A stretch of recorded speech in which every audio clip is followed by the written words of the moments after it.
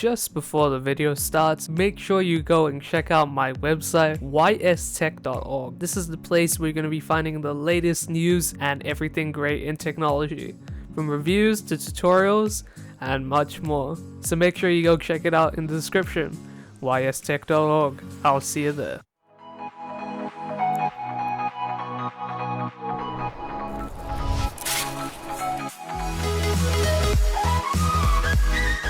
Hey guys, it is YS from YSTech here, and today we're going to be looking at an awesome budget build. Now this is one of the best budget builds I've put together that are under $730 New Zealand, and I think it's really well worth it. So let's head straight into the build. So kicking off the build, we've got the CPU, and we've got the AMD Ryzen 3 3200G. Now this is a pretty good CPU. It's clocked at 3.6 GHz, and it's really good quality. There are better options, of course, but this is a budget build and we're going to be going for the lowest price stuff. So now obviously you can flex a budget and add something a little bit better if you really want to. But looking at the CPU, I think it's well worth it. You're definitely going to be able to play games at least 900p high or medium. And those are mostly your AAA games from 2019. They should be running quite well on 900p. Instead of 1080p. That's just because of the parts we're picking. Now the CPU, we're obviously going to be able to do a lot more stuff like besides gaming, like rendering videos, 3D graphics, something like that. This guy might be able to handle it, and may or may not. Results may vary as well, but overall it looks like a solid CPU for the price, and it only comes in at about $160, and you can buy it from Mighty 8 for $158. So next we got the motherboard, and I've gone with the Asus Prime A320M-K. Now this is a micro ATX board, meaning it's a little bit smaller. It only has 2 RAM slots, but considering this is a budget build, it's probably a good thing, because the price is so low. It comes at about $100, and you can get it from $96 from First Wave. Now I actually have an Asus Prime board, obviously not this one. It's a full ATX board, and it looks quite good. It's performing really well ever since I've got it. I've never had any problems with it, and you guys shouldn't have either. If this is your first build, I definitely recommend going with this board. Now, if you see on the build that over here, the full build list, it might say you had a problem with compatibility. This may or may not be true depending on the motherboard version, so you need to just check that. You can go over here. I've got it over here. Just search it up. Asus Prime A320M-K. I'll leave a link in the description, and I've actually found the CPU, the Ryzen 3 3200G, is actually available, but it's only available on a certain BIOS on the motherboard, so you may or may not be able to use it.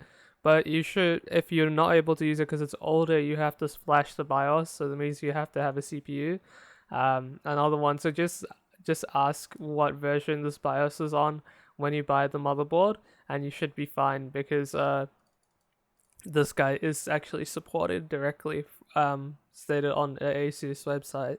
So let's head over to our RAM now. Now I've only gone with a 1 gig stick, and it's not fancy whatsoever. It's a G.Skill value 8 gig, and it's a DDR4 stick clocked at 2666 megahertz. It's a pretty cool RAM stick for the price. It's only about $51 from PBTech, and definitely recommend it. Considering this is a budget build, you're going to definitely be wanting to stretch the budget as much as you can. So I managed to put this guy in. Obviously you can put something else in if you want. Anything should go on this board. Only 2 sticks though. That's why I just picked the 1 8 gig, and it's really cheap as well. It doesn't look good at all, but who cares? It's a budget build, so you guys are going for performance instead of aesthetics. So next I've got the SSD. It's a BX500 from Crucial. Now this is not the MX500, which is a better quality SSD and better performance. I actually have it plugged into my PS3, but I've got a Kingston drive in my current computer. It's only 240 gigs, and I seem to be doing fine. You should be able to install a few games. I personally have a few hard drives as well, but if you have a small budget, I definitely recommend going with the SSD for your operating system first, and then later on you can buy external storage drives or anything like that. So that is the SSD, and let's head over to the graphics card. Now I've actually picked the RX 570. Now I picked this before in one of the earlier builds last week, and this is a pretty cool card. It's only $230 from First Wave PC or $250 from Mighty Ape, and yeah, this is one hell of a card. It's so solid. The AMD graphics cards are really popping off right now. I recommend them. Maybe you can buy something like a 1050 Ti or something like that from Nvidia as well, but this guy is definitely good value for money. You're gonna be gaming at least 900p medium high with this guy. With the AMD Ryzen 3200G, it shouldn't have any true performance issues. It should be quite decent. And yeah, well, make sure you go look out for this guy. Don't overpay for it. Don't pay over 300. That's a ripoff. And I know Black Friday is coming soon, so make sure you check out these deals and other ones that are coming out. And next we've got the case. So we've got the Deep Cool Frame Micro ATX mid tower, just my default case. Nothing special. It's just got the cool front panel, and the side panel has an air vent, so it's pretty good. Doesn't come any fans, so you might need to add a fan or two. They don't cost that much, only about $10 or $20 each, so that's pretty easy to buy. Only about $54 from PBTech. Now lastly, we've got the Corsair VS 450 watt power supply. Now it's not a modular power supply, we just couldn't fit in the budget. It's super cheap. It's only $75 from First Wave PC. And yeah, I think it's a really solid power supply. Corsair has always made solid power supplies that work quite well. And yeah, this one's going to be doing the job. It's only 450 watt, but these parts don't really take up too much power. And you should be fine with only 450 watt. So this build is actually very cheap. It only came to $715 New Zealand, and I guess that price should go down with the Black Friday sales that are coming up.